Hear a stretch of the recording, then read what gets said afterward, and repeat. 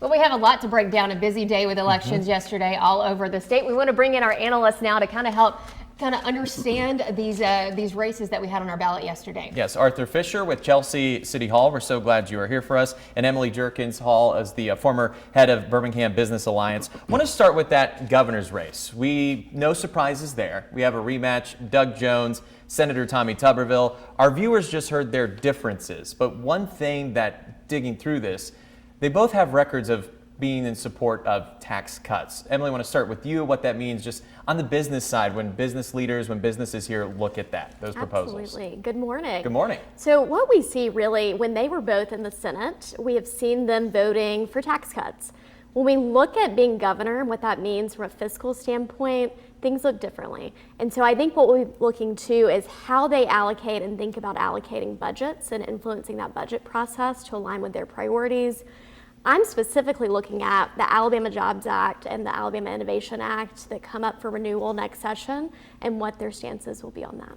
And as far as that, when it comes to public municipalities like Chelsea, what do you see there? Well, they can create a really business-friendly environment and also create a lot of opportunities for investments. But for local governments, the most important thing is to be able to provide that stable revenue for the cities or whatever that local government represents, to be able to provide things for, that funding for roads, public safety, or any other type of services. So really trying to find that balance is the most important thing.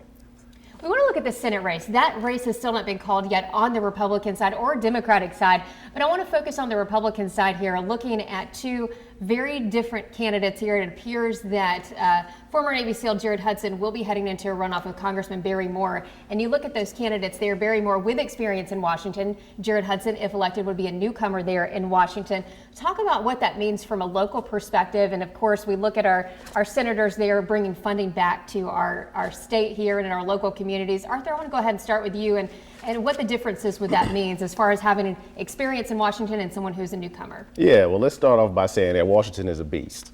It's a different type of environment feel over there. So, when it comes to that experience out there, it's really important to have those relationships already built, especially when it comes to like funding process and everything. But, for voters, sometimes a new perspective is always an interesting thing to look out for. So, ultimately, relationships are important. And tenure is also important, but it's also about effectiveness too. So whoever goes in, we got to make sure that we're doing the best for Alabama. Yeah, I think, as Arthur mentioned, it can be a bit of a learning curve. I think we do have Senator Britt, who has certainly found her way and, has spent time in DC beforehand. So whoever takes a seat will really be joining a team of someone who really understands it. And so either way, I think it'll take some getting up to speed. But ultimately, what Alabama voters vote for, we'll see. Yeah, and senators play a critical role in bringing funding back to our state, as we kind of touched on there. Another thing I want to ask about here, of course, is the turnout. There was a lot of talk about the turnout with the redistricting battle that was shaping up and folks, some of those races on their ballot actually not counting in certain districts. Looking at the numbers, looks like we've got about the same turnout as the 2022 primary elections. So what do you make of all the talk, the concerns about would there be the same turnout? What do you make of that, Emily? The bigger thing I'm looking at is runoffs are in June, and then for those 4 congressional seats, we will have an election in August and then a general in November. That is 3 elections after this. And so what I'll be looking for is, can we continue to see that turnout coming out throughout the state, keeping that momentum with that many elections between now and November? And Arthur, in 15 seconds here, kind of your synopsis of that. I mean, timing was wild, man. I think it did create a lot of confusion and frustration, but I think the most important thing is always just to be communicative with the voters, just to make sure that they're comfortable throughout the rest of this process. Gotcha. All right, thank you both. We're going to toss it over